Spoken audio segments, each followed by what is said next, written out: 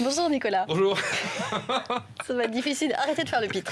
Quel jeu va jouer l'Allemagne dans la campagne présidentielle française, Nicolas? Hier, Angela Merkel a officiellement dit sur France 2 et la ZDF qu'elle vote Nicolas Sarkozy. Ah oui, les faits sont très clairs. Angela Merkel a pris fait et cause pour Nicolas Sarkozy. Elle dit très clairement: il m'a soutenu par le passé, j'ai bien travaillé avec lui et je souhaite que cela continue. Et autre fait, il y a quelques jours, la CDU, les chrétiens démocrates allemands, ont clairement dit: Nicolas Sarkozy est la bonne personne à l'Élysée, Nicolas Sarkozy sera la bonne personne dans l'avenir à l'Élysée. Pourquoi Nicolas Sarkozy fait le pari Angela Merkel?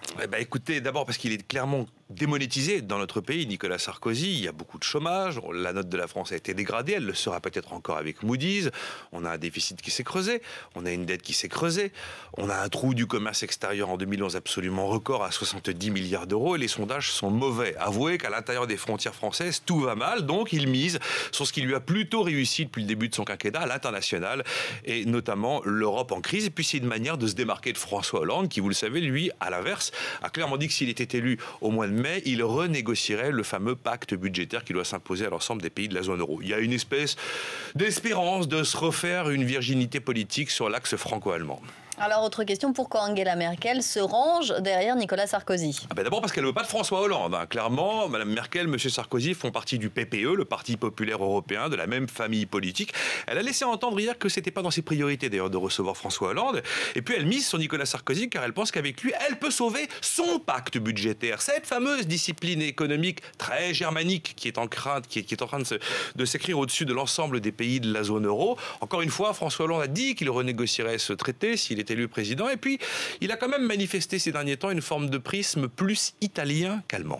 En même temps, c'est pas la première fois qu'un politique étranger soutient un candidat français. On avait eu Zapatero qui avait soutenu Ségolène Royal, Tony Blair qui avait soutenu aussi Lionel Jospin. Oui, c'est vrai, mais c'est pas le même contexte. À ce moment-là, personne n'a redouté une hispanisation de la France. Personne n'a redouté une britannisation de la France. Avoir le soutien d'Angela Merkel, ça donne l'impression qu'elle est devenue la directrice de campagne de Nicolas Sarkozy.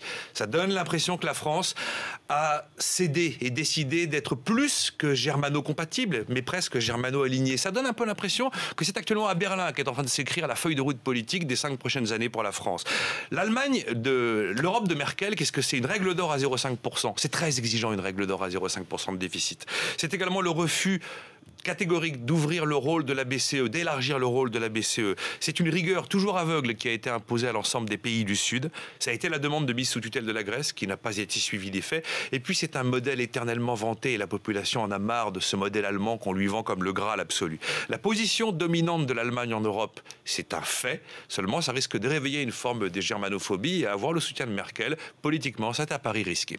Gérer une double campagne sur 2 pays. Merci Nicolas Dose.